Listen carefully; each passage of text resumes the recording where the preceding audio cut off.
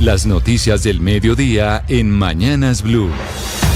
12 del día, 1 minuto. Hasta ahora los hechos que son noticia en Colombia y en el mundo. El Metro de Bogotá inició la convocatoria para evaluar la factibilidad de extender la línea 1 hasta la calle 100.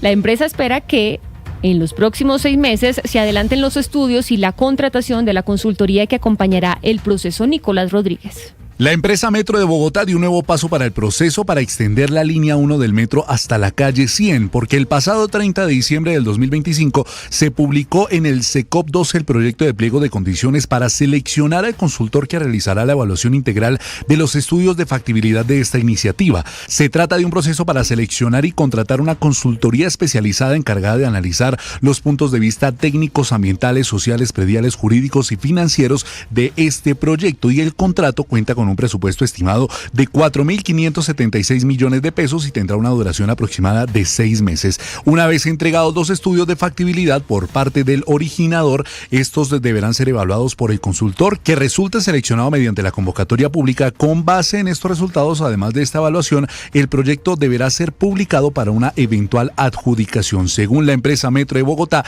la extensión de la línea 1 permitirá descongestionar el nodo de la calle 72 y así fortalecer la integración del sistema a otros proyectos del sistema de transporte público. Nicolás, gracias. Y una vez más, el gobierno está cambiando el gestor farmacéutico encargado de entregar los medicamentos y otros insumos a los docentes y pensionados del magisterio en Bogotá y Cundinamarca.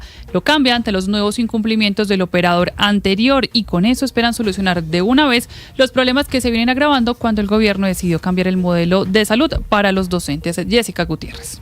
El Fondo Nacional de Prestaciones Sociales del Magisterio FONMAG anunció la implementación de un plan de choque para fortalecer la dispensación de medicamentos en Bogotá y Cundinamarca, luego de incumplimientos registrados por el anterior gestor farmacéutico Ramédicas. Desde este 8 de enero, es decir, desde hoy, la operación queda a cargo de Sistemet, que prestará el servicio a docentes, pensionados y sus beneficiarios a partir de una red de 30 puntos de atención distribuidos en la capital del país y varios municipios del departamento. De acuerdo con el FONMAG, la dispensación se realizará mediante puntos propios de Sistemet y de las redes aliadas a QCL, Servisalud, Servimet y Servimet Pharma. Por lo que el vicepresidente de esta entidad, Germán Bayona, explicó que esta decisión hace parte de las acciones adoptadas para garantizar el acceso oportuno a los tratamientos y normalizar los tiempos de entrega en medicamentos. Pues según indicó, el objetivo es cumplir con los acuerdos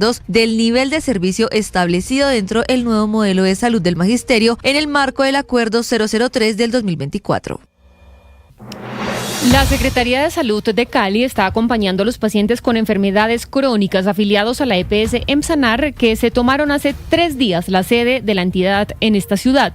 El secretario Germán Escobar dijo que el interventor de la EPS incumplió acuerdos para la atención y la entrega de medicamentos a estas personas. Lina Vera.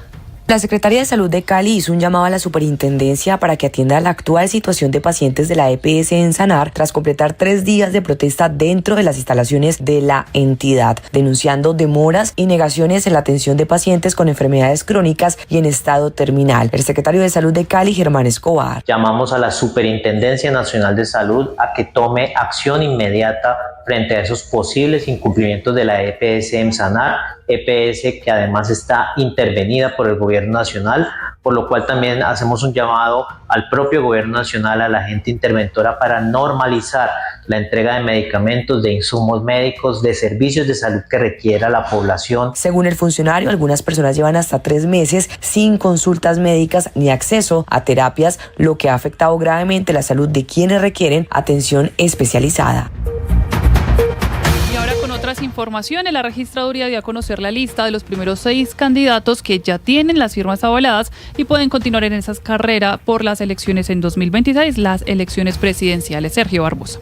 ¿Qué tal? Muy buenas tardes. Se trata de Vicky Dávila, Aníbal Gaviria, David Luna, Mauricio Cárdenas, Santiago Botero y Mauricio Liscano, quienes superaron el umbral mínimo equivalente al 3% de los votos válidos de las últimas presidenciales, es decir, 21.173.842. Con esto la registraduría entonces continuará con la revisión de las firmas que entre todos los 22 comités alcanzan las 28 millones y antes del 21 de enero entregará el reporte final, pues aún están pendientes otros nombres como Claudia López, Luis Luis Gilberto Murillo y Abelardo de las Priella, entre otros. Este último fue quien más firmas entregó. Por otra parte, la entidad también informó que candidatos como Ernesto Sánchez Herrera, Henry Humberto Martínez, Pedro Pablo Díaz, Pedro Agustino Rosado y Alexander Henao no recibieron la certificación al no alcanzar el umbral pedido por la registraduría. Y el gobierno sigue tratando de salvar una de las conversaciones que inició dentro del proyecto de la paz total y por eso designó al exministro de Cultura Juan David Correa para acompañar el diálogo con Comuneros del Sur. Salima Ferris. Jennifer, así es, el gobierno nacional hizo un nuevo movimiento en una de las mesas de diálogo que mantiene activas dentro de su política de paz total, con el nombramiento de un nuevo delegado en el proceso que se adelanta con el grupo armado Comuneros del Sur, una estructura que se separó del ELN en mayo de 2024.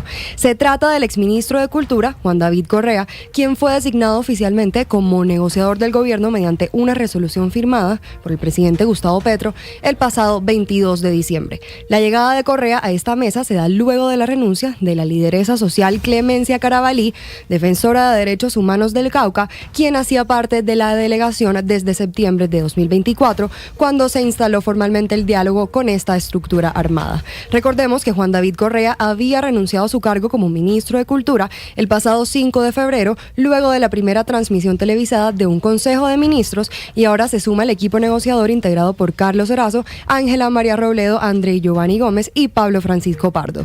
Gracias, Salima. Y fue capturado en Ponedera, esto en el departamento del Atlántico, el expresidente de Fedegan, Jorge Bisbal, condenado en segunda instancia por la Corte Suprema de Justicia por su vínculo con grupos paramilitares. La aprehensión fue realizada en un retén de la policía. Diana Ospino. Jorge Bisbal Martelo, ex senador de la República y expresidente de la Federación Colombiana de Ganaderos, fue capturado luego de que la Sala de Casación Penal de la Corte Suprema de Justicia ratificara en segunda instancia la condena a 9 años de prisión por el delito de concierto para delinquir, derivado de su relación con jefes de grupos paramilitares. La detención se produjo el pasado 6 de enero en el kilómetro 46 de la vía oriental, a la altura del municipio de Ponedera, cuando Bisbal se movilizaba en un vehículo particular y agentes de la policía que estaban en el sitio lo requirieron para verificar sus antecedentes judiciales, saliendo que en el sistema tenía una orden de captura vigente para cumplir una condena. Bisbal fue dejado de inmediato a disposición de las autoridades y posteriormente trasladado a Bogotá.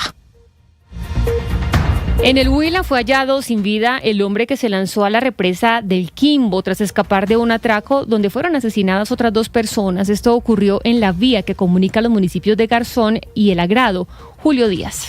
Luego de varias horas de intensa búsqueda por parte de la comunidad y organismos de socorro, fue hallado sin vida el cuerpo de un hombre que se lanzó a las aguas de la hidroeléctrica del Quimbo tras escapar de un posible atraco por hombres armados en un paraje rural del municipio de El Agrado, en el centro del Huila. De acuerdo con el reporte de la Defensa Civil, la víctima se trata de Jesús Antonio Canizales Rivera, de 48 años, quien acompañaba a sus familiares Ovier Martínez Vargas y Ginette Soto Sánchez, procedentes de Cartagena del Chairá, Caquetá, quienes según las autoridades habrían sido interceptados por desconocidos y luego asesinados. Felipe Benedetti, funcionario operativo de la Defensa Civil Seccional Huila, entregó detalles del operativo de búsqueda de esta persona en aguas del embalse. Se estableció el apoyo de la búsqueda del señor Jesús Antonio Canizales, de aproximadamente 48 años de edad, quien al parecer huyó y saltó aguas del embalse El Quimbo en el sector del viaducto.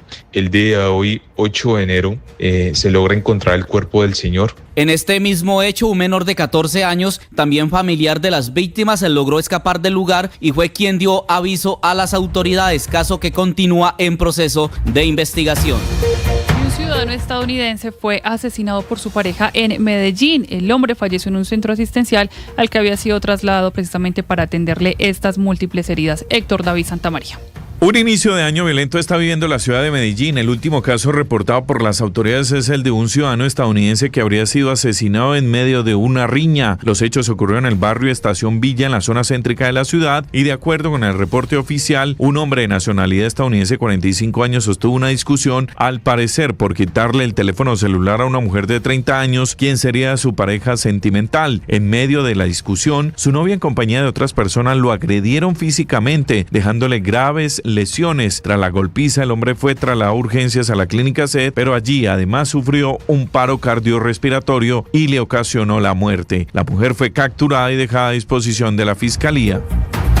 Autoridades, organismos de socorro y comunidad reforzaron la búsqueda del joven de 18 años que está desaparecido tras caer al río Magdalena en Maganguesto, en Bolívar. Allí familiares esperan información que permita dar con su paradero. Felipe García.